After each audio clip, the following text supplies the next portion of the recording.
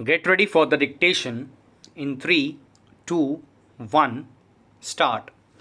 This is a petition under Article 226 of the Constitution of India challenging the order passed on 1/10/2009 by the respondent, whereby request of the petitioner for grant of parole was rejected. Stop. The petitioner was convicted under section 302 and 307 IPC. Read with section 34 IPC thereof. Stop. The petitioner applied for parole on the ground that he wants to file special leave petition before the Honorable Supreme Court against the order of the division bench of this court dismissing the appeal filed by him. Stop. The request of the petitioner has been declined on the following grounds: adverse police report regarding breach of law and order. Stop. The grounds taken by the convict could not be verified. Grant of parole is primarily an executive function, and therefore it is for the government to consider the request made by a convict for grant of parole and pass appropriate order on it. Stop. If, however, it is shown that the order passed by the government is based upon irrelevant considerations or on non-existing facts or is otherwise unsustainable in law, it is open to this court, in exercise of its jurisdiction under Article 226 of the Constitution, to quash such an order and direct the release of the convict on parole. Stop. The appeal filed by the petitioner having been dismissed by a division bench of this court, special leave petition before the Supreme Court is the last remedy available to him in law to ventilate his grievances. Stop.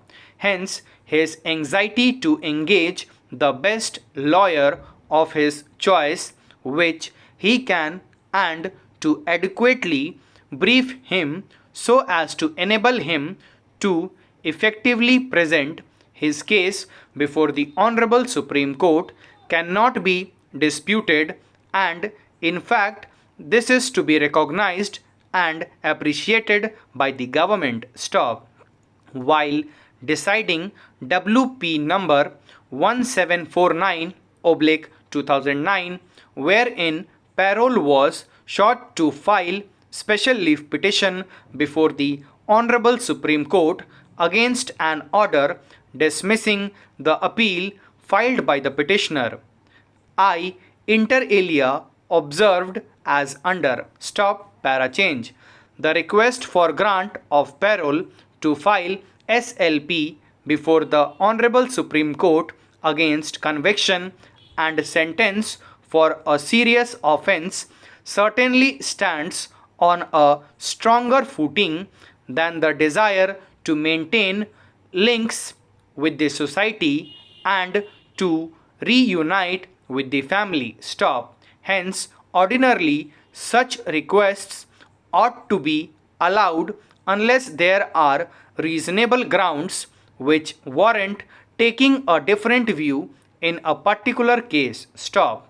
Such grounds may include a reasonable apprehension based on material available with the government, such as the circumstances in which the offence is alleged to have been committed by him, and the other cases, if any, in which he is involved, that the petitioner, if released on bail, may not return back to jail to undergo the remaining portion of the sentence awarded to him. Stop.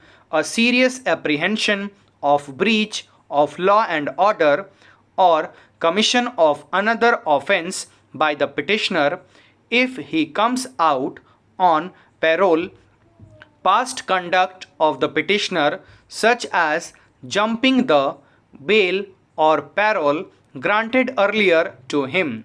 A reasonable possibility of the petitioner trying to intimidate or harm those who have deposed against him or their relatives.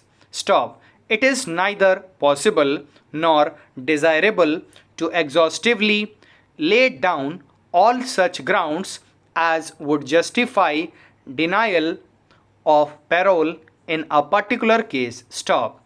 Each case has to be examined by the government dispassionately and with an open mind, taking into consideration all relevant facts and circumstances. Stop.